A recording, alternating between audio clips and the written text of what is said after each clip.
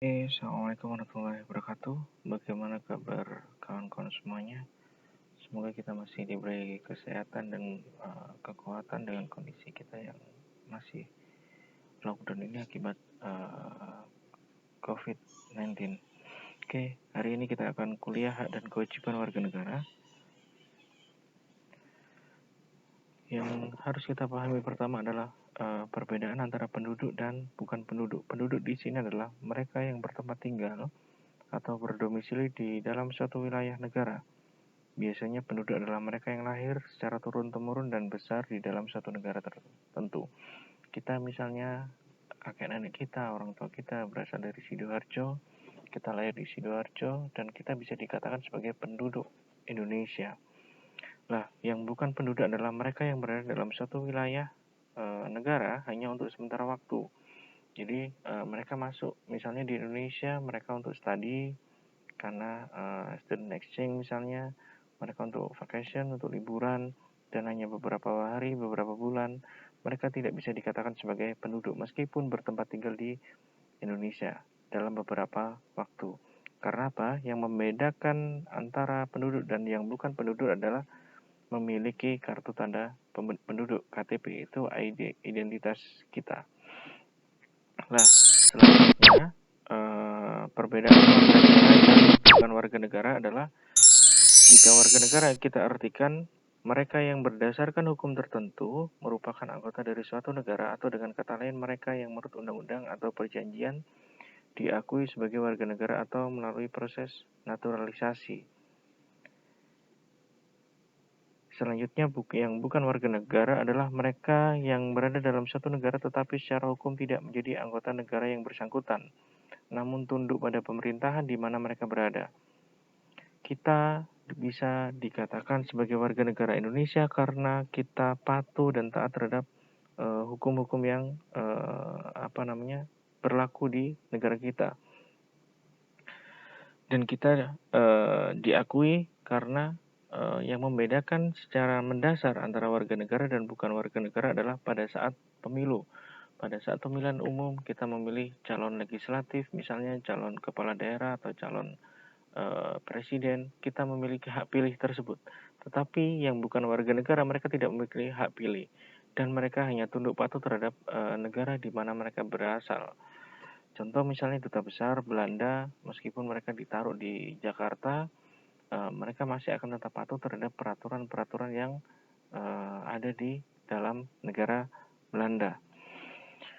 Ada asas kewarganegaraan yang banyak dianut oleh negara di dunia ini. Yang pertama adalah asas ius soli, yaitu asas yang menentukan kewarganegaraan seseorang menurut daerah atau negara tempat di mana ia dilahirkan. Contoh misalnya seseorang yang dilahirkan di negara A, maka ia akan menjadi warga negara A, walaupun orang tuanya adalah warga negara B. Orang Inggris misalnya, orang tuanya sama-sama berasal dari Inggris, dia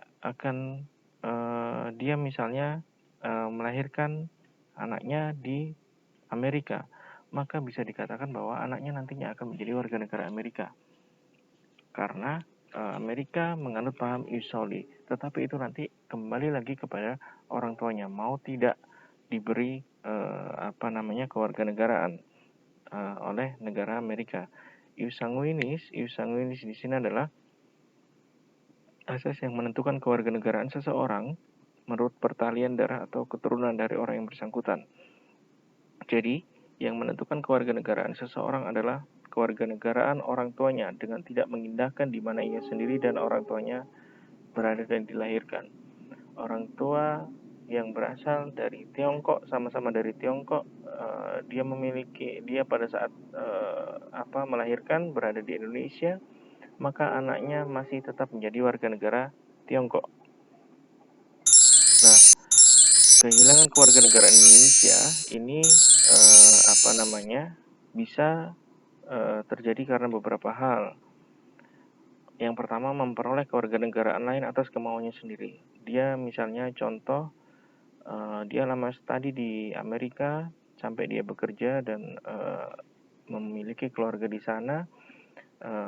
Setelah 5 tahun lebih, dia punya keinginan untuk menjadi warga negara Indonesia dan dia berhak atas itu, maka yang terjadi adalah dia harus melepaskan warga negara Indonesia.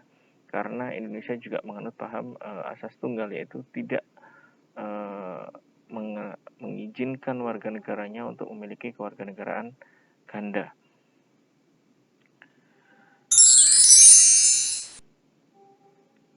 Nah, jika kita sudah tidak menjadi warga negara Indonesia, misalnya tadi yang saya contohkan orang yang studi di Amerika, maka kita tidak berhak untuk melakukan atau bahkan mematuhi aturan-aturan yang berada di dalam negara ini. Misalnya pada saat pemilu, ya kita tidak berhak untuk bisa ikut dalam pemilihan umum tersebut, meskipun kita pernah menjadi warga negara Indonesia, karena kita sudah melepaskan kewarganegaraan tersebut. Nah, ini hak-hak dasar negara sebagai suatu bangsa yang merdeka dan berdaulat serta bebas dari segala bentuk macam penjajahan. Ini hak dasar kita yang memang negara mengakui dan melindungi hak dasar warga negaranya. Kita memiliki jaminan dari negara bahwa memeluk salah satu agama dan melaksanakan proses peribadatan, kita diakui. Jika kita beribadah di masjid atau bahkan yang Nasrani di gereja, kita diganggu, negara berhak turun. Dan karena apa negara turun? Karena memang semuanya sudah diatur dalam perundang-undangan bahwa orang yang melakukan peribadatan itu dijamin oleh negara. Kewajiban kita sebagai warga negara, kita memiliki kewajiban untuk bagaimana membayar pajak. Kita memiliki kewajiban untuk bagaimana meyakini bahwa Pancasila ini adalah sesuatu yang final dan ini menjadi dasar negara kita. Menghargai nilai-nilai persatuan, kemerdekaan, dan kedaulatan bangsa. Terus kita juga memiliki kewajiban wajib menjunjung tinggi hukum dan pemerintahan dengan tidak ada embel-embel apapun itu. Sudah, kita sifatnya patuh, ittiba terhadap aturan-aturan yang dibuat negara. Inilah perwujudan sikap positif warga negara dalam pengembangan demokrasi. Salah satunya adalah bagaimana kita menjadi aktor-aktor yang aktif dalam proses pemilihan umum. Kita punya hak pilih dan kita punya hak untuk dipilih dalam proses pemilihan umum tersebut. Ini adalah contoh di mana hak dan kewajiban warga negara dalam pelaksanaan demokrasi.